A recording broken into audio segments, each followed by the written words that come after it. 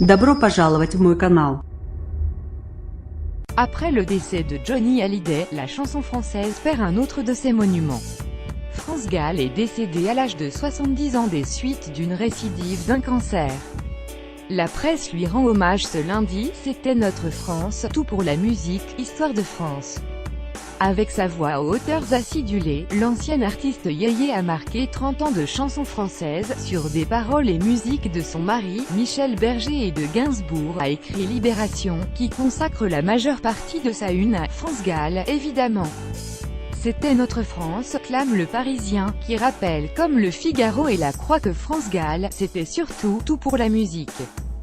France Gall, porte-parole, écrit Oliver Nuck du Figaro en rappelant que, des sucettes à Babacar, en passant par des branches, ces tubes signés Gainsbourg ou Berger ont accompagné nos vies.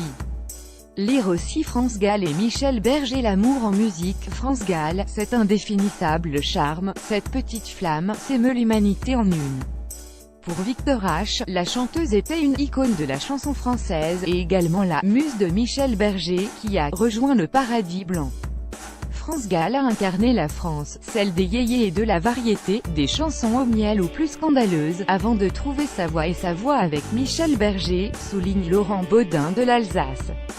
Lire aussi Gainsbourg, François, Claire, Berger. La muse France Gall monte ses faces dans le journal de la Haute-Marne. Patrice Chabanet affirme que France Gall avait su résister à la facilité. Une forme de rébellion en chantant. Encore faut-il avoir du talent.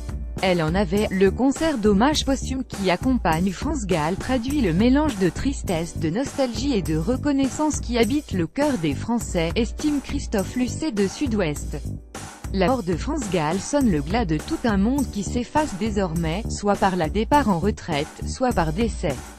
Une génération qui, comme France Gall, après de longues années d'insouciance, a fini par apprendre la gravité et qui, désormais sur le déclin, ne saurait incarner la France, assure Jean Levallois dans la presse de la Manche.